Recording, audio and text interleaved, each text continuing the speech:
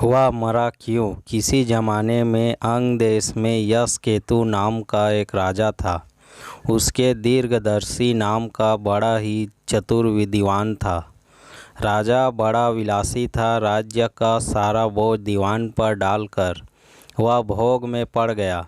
दीवान को बहुत दुख हुआ। उसने देखा कि राजा के साथ सब जगह उसकी निंदा होती है, इसलिए वह तीर्थ का बहाना करके चल पड़ा। चलते चलते रास्ते में उसे एक शिव मंदिर मिला। उसी समय निश्चित दत्त नाम का एक सौदागर वहां आया और दीवान को पूछने पर उसने बताया कि वह स्वर्णद्वीप में व्यापार करने जा रहा है। दीवान भी उसके साथ हो लिया।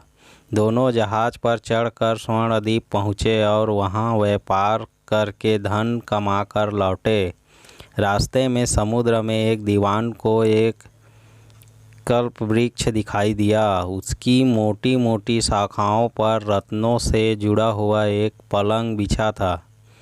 उस पर एक रूपवती कन्या बैठी वीणा बजा रही थी।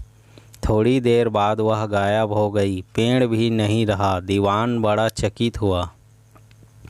दीवान ने अपने नगर में लौटकर सारा हाल कह सुनाया। इस बीच इतने दिनों तक राज्य को चलाकर राजा सुधर गया था और उसने विलासिता छोड़ दी थी। दीवान की कहानी सुनकर राजा उस सुंदरी को पाने के लिए बेचैन हो उठा और राज्य का सारा काम दीवान पर सौंपकर तपस्वी का भेष बनाकर वहीं पहुंचा। पहुंचने पर उसने वही कल्प वृक्ष और वीणा बजाती कन्या दिखाई दी। उसने राजा से पूछा, तुम कौन हो? राजा ने अपना परिचय दे दिया। कन्या बोली, मैं राजा मृगसेन की कन्या हूँ। मृगकवती मेरा नाम है। मेरी पिता मुझे छोड़कर न जाने कहाँ चले गए। राजा ने उसके साथ विवाह कर लिया। कन्या ने यह शर्त रखी थी कि वह हर महीने शुक्ल पक्ष और कृष्ण पक्ष की चतुर्दशी और अष्टमी को कहीं जाया करेगी और राजा उसे रोकेगा नहीं। राजा ने यह शर्त मान ली। इसके बाद कृष्ण पक्ष की चतुर्दशी आई तो राजा से पूछकर मृगवती वहाँ से चली गई। राजा भी चुपचाप पीछे पीछे चल दिया। अचानक राजा ने देखा कि एक राक्षस निकला और उसे मृगावती को निगल लिया। राजा को बड़ा गुस्सा आया और उसने राक्षस का सिर काट डाला। मृगावती उसके पेट से जीवित निकल आई। राजा ने उससे पूछा कि यह क्या माजरा है, तो उसने कहा, महाराज, मेरे पिता मेरे बिना भोजन नहीं करते थे। मैं अष्टमी और चतुर्दशी के दिन शिव पूजा यहाँ करने आती थी। एक दिन पूजा में मुझे बहुत देर हो गई।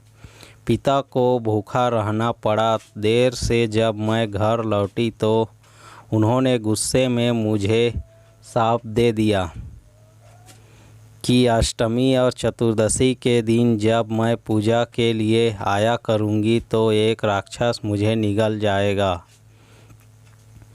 और मैं उस पेट को चीरता निकला करूँगी। जब मैं उसे सांप छुड़ाने के लिए बहुत अनुयायी की तो वह बोले, जब अंग देश का राजा तेरा पति बनेगा और तुझे राक्षस से